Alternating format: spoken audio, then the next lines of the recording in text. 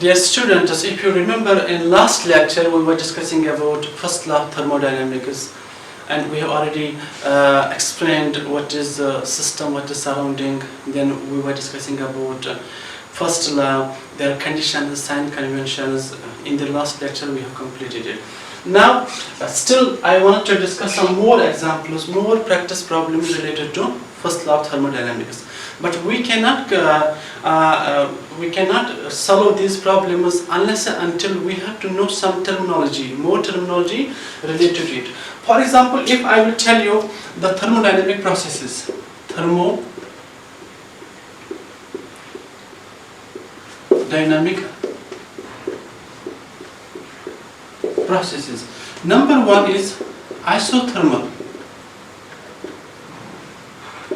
Isothermal is a thermodynamic process which takes place at constant temperature. At constant temperature. So it means we are considering delta T is equal to 0. Number one. Number two, isobaric. Isobaric is a thermodynamic process which takes place at constant pressure.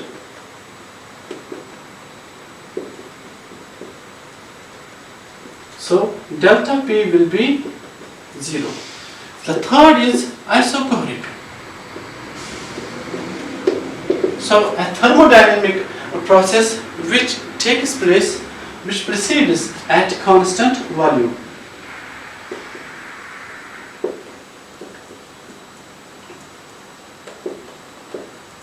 Delta V, delta V is 0. Number 4, adiabatic. Adiabatic condition is that condition, a thermodynamic process where there is no heat transfer in or out of the system. A thermodynamic process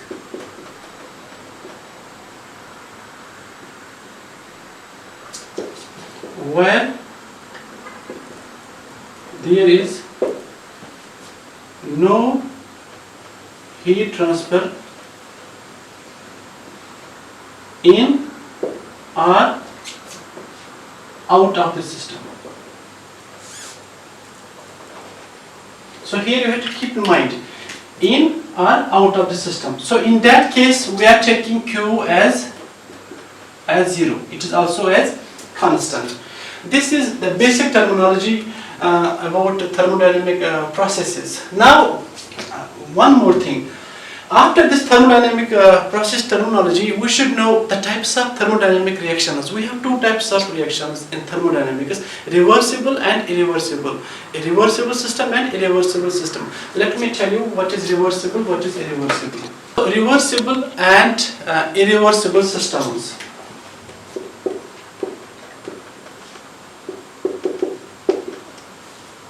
Reversible. So a thermodynamic process, a thermodynamic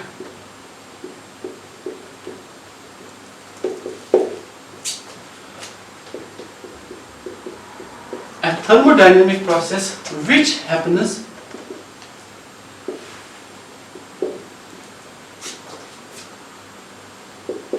slow enough to be reversed. If you see, the word is here slow enough. A thermodynamic process which happens slow enough to be reversed. This is reversible process. But irreversible process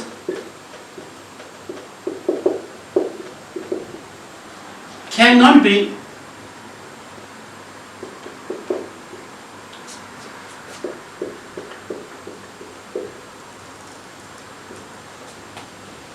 be reversed because it is so fast a reaction, it cannot be reversed.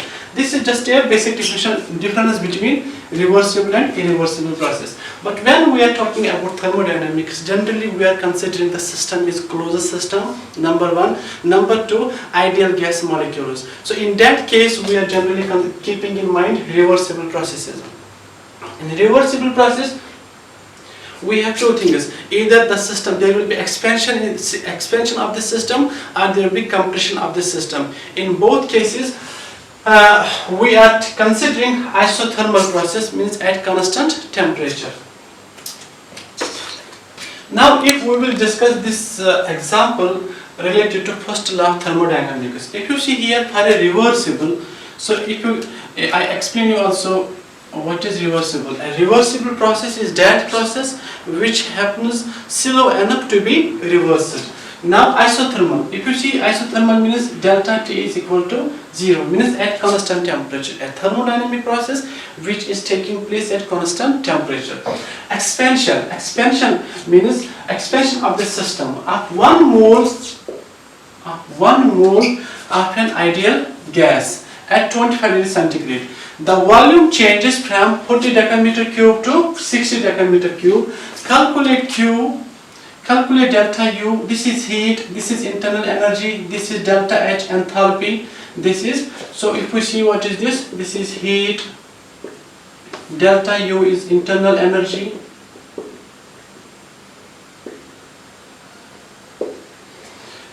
delta H is change in enthalpy, internal energy change in, we can write here internal energy change also, because delta, this W is work done. Now from this problem, if you remember, if you keep in mind isothermal, so delta T is equal to 0. Because of delta T is 0, this internal energy will be also 0. Why? Because delta U is equal to 3 by 2 nRT. If T is constant, it will be also, so delta T is 0, delta H is 0, delta U is 0, so delta H will be also 0. Why? Because we know Gibbs-Helmholtz equation. Gibbs-Helmholtz equation, delta H is equal to U plus PV. This is enthalpy, this is internal energy, this is pressure, this is volume. If we add here delta H, it will be delta H, it will be delta U, it will be delta PV. Now we know it is ideal gas. It means it will follow ideal gas equation. So ideal gas equation is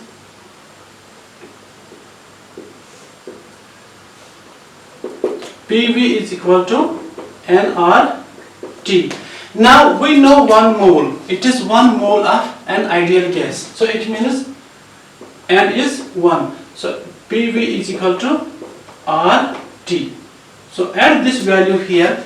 So delta H will be equal to delta U plus delta. Instead of PV, we will write here RT. Now you know delta U is 0. And this is also 0. It means delta H is also 0.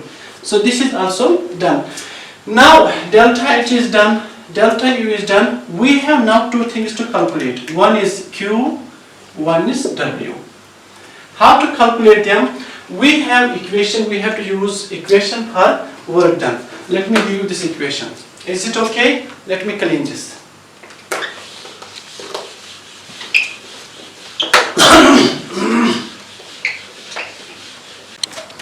At isothermal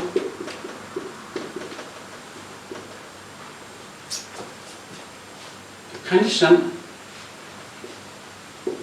and the process is reversible,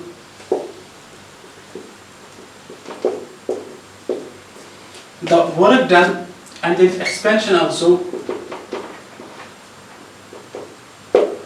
work done is equal to minus nRT natural log V2 over V1. You have to save this formula to solve such type of problems, where W is work done, N is number of moles, R is gas constant, T is temperature, and ln, this is natural log, this is V2 and V1. They are volumes, volume changes, volume. So let me put all these values here. We will calculate W.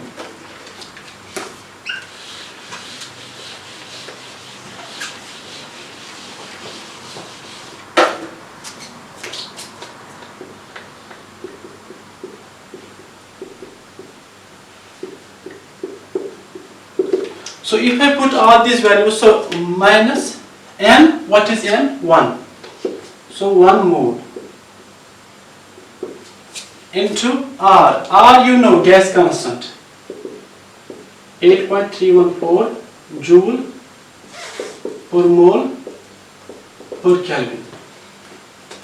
8.314 joule per mole per Kelvin.